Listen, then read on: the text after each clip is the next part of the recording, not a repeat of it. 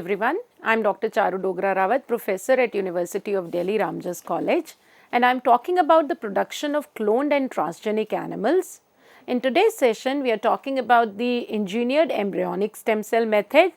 When we talk about the engineered embryonic cell method, then we have to basically genetically modify the embryonic stem cells. One of the major technique by which the embryonic stem cells can be modified is by the introduction of a vector containing a transgene, that is basically make use of the homologous recombination and get introduced into the genome of the ESCs, generating the modified ESCs. So, as we said, the Nobel Prize in Physiology or Medicine in 2007 was given to Mario R. Cappucci, Sir Martin G. Evans and Oliver Smithies for their discoveries of the principles of introducing specific gene modifications in mice by the use of embryonic stem cells. One of the methods to do these gene modifications in the embryonic stem cells is the Cre-Loxp technology. So, I will talk about this technology in this session. Now, Cre is basically a gene for a recombinase, a 38 kilodalton recombinase, the Cre recombinase enzyme, and they bind to particular sites which are like 34 base pair sites, and these sites are called as the Loxp site. So, Cre recombinase binds to the Loxp sites. So, if these Loxp sites are introduced adjacent to the gene that we need to modify, and then the Cre recombinase is added, then this is going to bind to the Loxp sites and then create the modification, for example in here, such as it is basically knocking out the gene Y and will delete this gene Y which is there. So, this is a Cre-Loxp system that is used to modify the genome in the embryonic stem cells. This particular technology shown here is a gene knockout.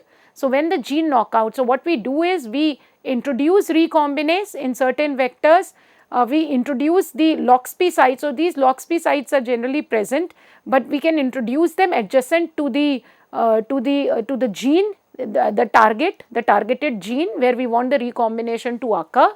So, Cre recombinase will come here, and the homologous, because of the homologous recombination, it will promote the recombination, and basically it will cleave out this particular gene and create a gene knockout mice. So, this causes the modification in the embryonic. It is a very widespread used technology, the Cre-Loxp technology, by which you can remove the create gene knockouts, and then those embryonic stem cells can be implanted into the blastocyst and can be put into the mice to generate the gene knockout mice.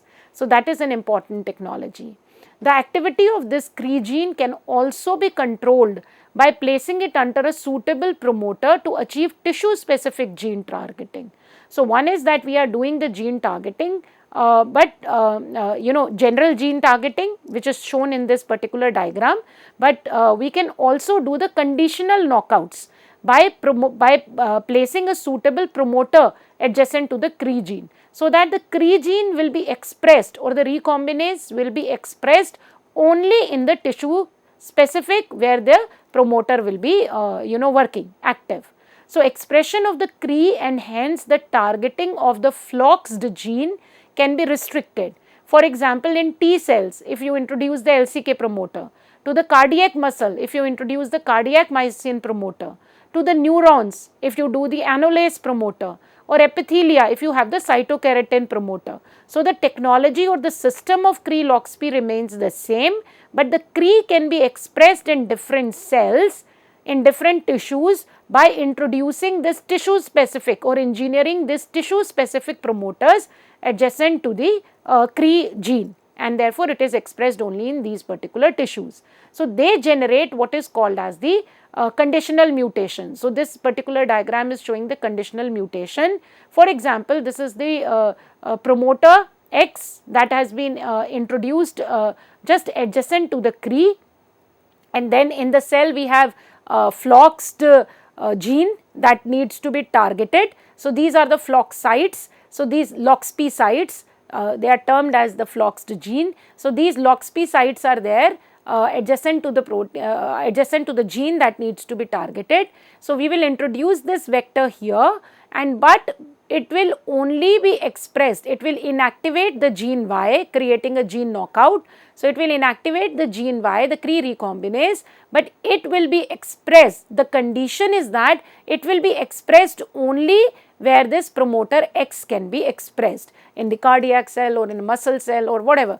It can be only expressed in those particular tissues. So, this is how the conditional knockouts are generated. The expression of Cre recombinase excises the flox loci and inactivates the gene Y, creating the knockouts. But this is a conditional knockout because of the presence of the promoter that can be active only in certain tissues.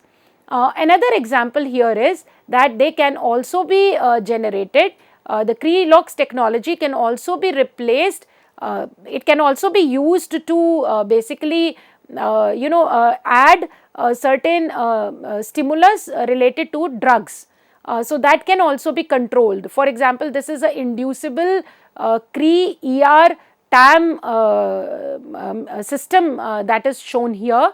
So, what happens here is that there is a drug that is used, which is a tamoxifen, and this is basically targets the estrogen receptors. So, the Cre enzyme is fused with the estrogen receptors. In the normal cells, this nucleus, the promoter is going to express that, and this Cre-ER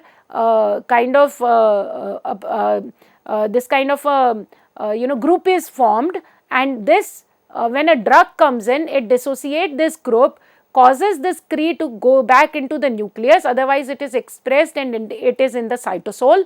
It combines with the HSP50, the heat shock protein. So, Cre-ER and heat shock protein forms a complex which is inactive, but when you add a drug, tamoxifen, it basically dissociates the heat shock protein, and this Cre-ER then goes inside the cell, and then it will bind to the floxed gene, which is having the LOXP sites, and it will cause the inactivation to be there. So, what happens is that this can be introduced. So, there are two things in here.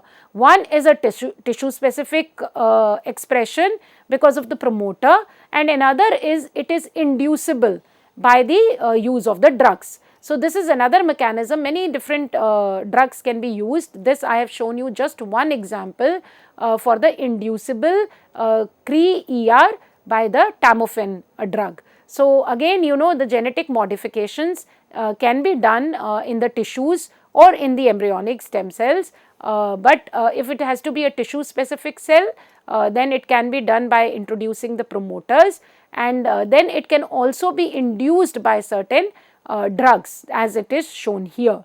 So, I will just summarize this again because it is very important and you need to understand this, that the Cre gene is fused with the ER estrogen receptor, and there is a promoter, and they will express and generate this particular complex, Cre-ER complex, which associate with the heat shock protein in the cytosol, and this is an inactive one.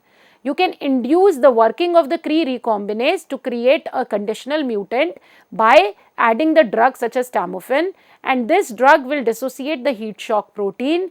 Now, this complex will now go inside the nucleus, and it will bind to the floxed genes, that is containing the LOXP sites, and will cause the gene to be inactivated, or the gene knockout would be there. So, this is again a very important mechanism how the genetic modifications can be done at a tissue specific level and can also be induced by certain drugs. This was basically talking about the knockouts where the genes have been made inactivated. The Cre-Lox technology can also be used to replace an existing gene with another one, and that is termed as a knock-in technology, and that technology has been used to replace, for example, murine immunoglobulin or MHC genes with human ones in order to humanize the mouse with regard to immune function. So, these knockouts in mice or knock-ins in mice are very important because they generate the human models. So, any diseased models, if we know that the disease is caused by these particular genes or by the absence of these genes, then that can be reproduced in the mice. So, we can introduce human genes into the mice, or we can disrupt the similar genes which are present in the mice to create gene knockouts, and such a way you can study the human diseases in the mice, and you can generate knockout or knock-in mouse models to study the human diseases, etc., and to know more about that, to generate the conduct the research and generate new technologies for therapeutic interventions. So that such is the use of the Cre-Lox technology that we have been talking about. The second method that we need to discuss today for the production of cloned and transgenic animals is a somatic cell nuclear method. So, what is somatic cell nuclear transfer method, or the SNC-T transfer method? It basically involves transplanting the nucleus from a somatic cell into an enucleated zygote. As the name suggests, the somatic cell nuclear transfer, the nucleus of the somatic cell. So, somatic cells are the differentiated cells will give rise to the different parts of the body. These are against the germ cells such as the sperm and the egg that give rise to the next offspring. So, somatic cells are differentiated, the muscle cells, skin cell, fibroblast, they are all the somatic cells. So, when you take out its nucleus and put it into an enucleated zygote, then it retain basically the epigenetic the memory of the somatic cell, but now it will be expressed in the germline. So, this can also be used to create the transgenic mice, transgenic animals. We will see how. But this is again an important technology. So, after the introduction of the somatic cell nuclei, the reprogramming the donor cell under the oocyte induction to regain the developmental totipotency is done. So, this is very important that the reprogramming is done for the nucleus, the donor nuclei, because the nucleus is coming from a somatic cell. So, the reprogramming is done by the use of certain factors so that they regain its pluripotency or totipotency under the influence of the oocyte induction, because we have introduced it into the oocyte. So, for example, the induction of expression of 4 pluripotency related transcription factors in a somatic nucleus leads to a conversion of somatic cell to a pluripotent one. So, this is an important aspect. One is the nuclear transfer, second is the reprogramming of the nuclei by the influence of certain transcription factors and under the induction of the oocyte, so that it regains its pluripotency or totipotency. The Nobel Prize was given to 2 scientists, the Garrod and the Yakanama, for the discovery that mature cells can be reprogrammed to become pluripotent. Now, these are somatic cells are mature cells, they are the differentiated cells, but Gurdon and Yakanama, they did experiments. In fact, Gurdon was the first one to generate the cloned frog, transgenic frog. We will look into that, and they were given a Nobel Prize in 2012 for these discovery. And Yakanama basically studied the various factors for reprogramming the cells to become pluripotent. As I said, Gurdon was the one who talked about the frog cloning. In the 1962, this frog cloning was done by taking the somatic tissue from the tadpole tail.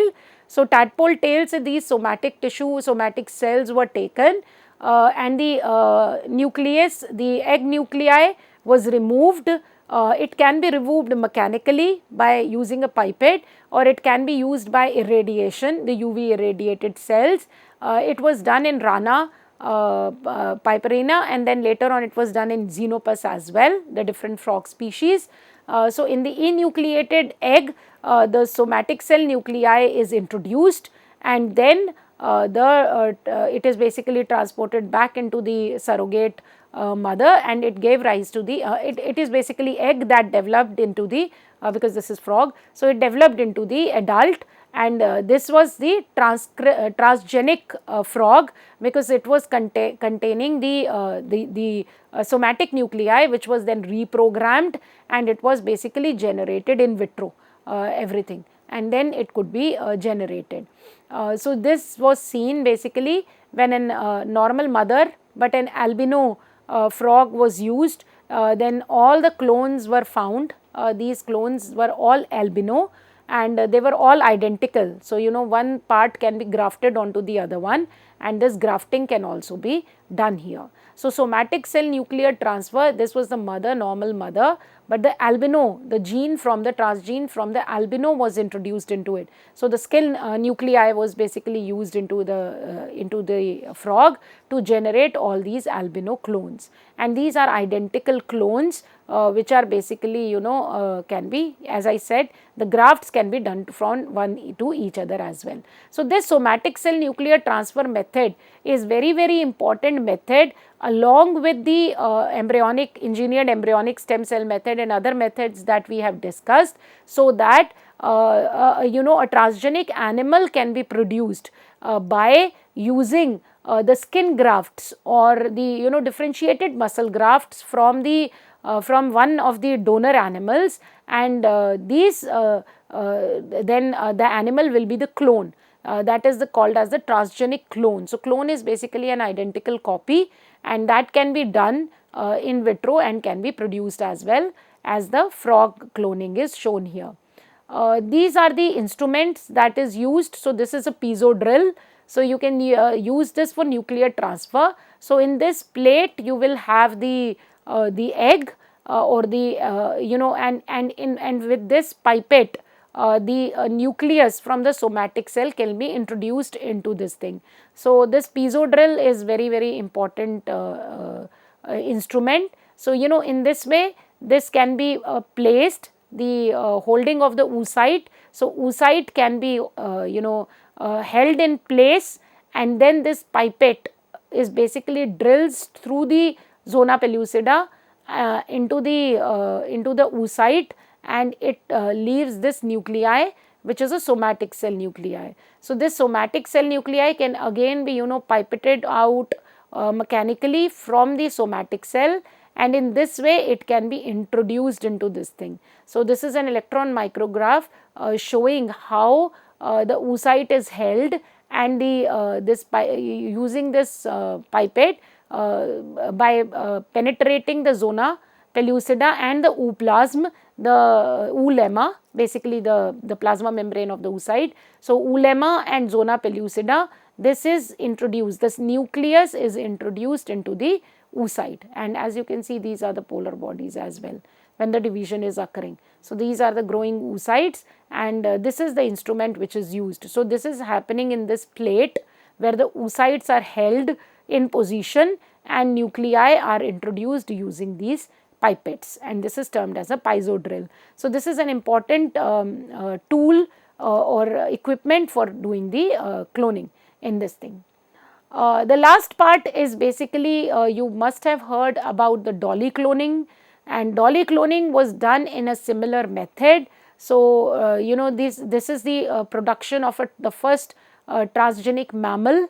Now, many different transgenic animals are again produced, the cat and different animals have been produced, but this was the first, and this was a breakthrough in 1996 or 7, when this dolly cloning was there for the sheep. So, as you can see here, this is basically the you can isolate the somatic cell from these nuclei. This is the zygote that you have been isolating, the oocyte, and you are removing the nucleus from there. The skin cell from this organism, this sheep was used, and this sheep cells was then introduced into the enucleated zygote. So, this was basically taken from here, from one of the sheep, and then it was basically fused with the nuclei from the other sheep, and then this nucleus was taken from the skin graft, so from the skin. So, this skin was taken, and then this was introduced into the enucleated oocyte to create a zygote, and then proper conditions was given so that this nucleus is reprogrammed and became pluripotent, and then it undergoes the normal developmental pathway to form the blastocyst, and then this blastocyst was introduced into a surrogate mother, and this surrogate mother then gave rise to the dolly. gave rise to Dolly. So this was the first transgenic animal that was produced, because it was and it was done by the somatic cell nuclear method, because the nucleus of a somatic cell was isolated and used to be introduced into a enucleated oocyte from a female, another sheep, and then they were reprogrammed and cultured in vitro, in lab. The blastocyst was developed, and this blastocyst was then introduced into the surrogate mother, which gave rise to the Dolly. So Dolly was completely healthy, and it stayed for some years, 17 years or something like that, after which it was euthanized because it created some complications related to lung functioning and etc. So that is also one of the issues that are discussed in transgenesis, that whether these transgenic animals that are produced are as healthy as normal individuals, and they can be, they can live for longer periods of time. As in the case with Dolly, it lived for certain years, some 17 years, after which it was euthanized because it had a lot of complications related to lungs, etc. So many transgenic animals have now been generated by using the somatic cell nuclear method, and other transgenic methods such as transgenic cow, transgenic cat, etc. have been also generated. Not cow, transgenic cat has been generated, transgenic fowl has been generated, and those are the species that have been generated. And the technology, whether it is the embryonic stem cell technology, or whether it is the micro injection technology, or whether it is the vector mediated delivery system, the production and of these cloned and transgenic animals, the different techniques are evolving. Many new methods and many new strategies are adopted to cause the stable transfection and integration of the transgene into the cells, and so they can be propagated to produce the transgenic animals. Now, in our next sessions, we will talk about the applications of these transgenic animals, but just to give you an overview, these transgenic animals or even plants, when people talk about plant biotechnology, then they can be generated with the desired characteristics. For example, they can be very useful in agriculture to generate the herb resistant plants, for herbicide resistant plants or pest resistant plants, etc., insecticide resistant plants, insect resistant plants, etc., and they can be generated using these kind of transgenesis. And even in animals, the production of high milk yielding variety of cows, or immunologically better individuals having a higher immune response and therefore resistant to a lot of diseases. So such kind of productions can be there by use of the transgenesis. Then secondly, there can also be it can also be employed for the therapeutic interventions, such as to cure certain diseases. The gene targeting, as we have talked about, can do the gene editing as well, or they can target by using the methods such as somatic cell nuclear methods, or particularly like embryonic stem cell methods, engineered embryonic cell methods. We can target certain specific genes and create gene knockouts or gene knock-ins, which can be therapeutic or have or curing properties for the diseased individuals. So that is also one of the very important application of the transgenesis. They can also be used in pharmaceuticals for the production of recombinant medicines, and they can be also produced. So it can be used in the pharmaceuticals, and we will elaborate and talk about these applications in our future sessions. So, to summarize, today we have talked about the engineered embryonic stem cell method. We have talked about the Cre-Loxp technology, which is one of the technology to genetically modify the embryonic stem cells, and we also have talked about the somatic cell nuclear method, transfer method, in which we talked about how the transgenic animals can be produced, such as the frog, or we have looked at how the first transgenic mammal, that is dolly, was basically produced.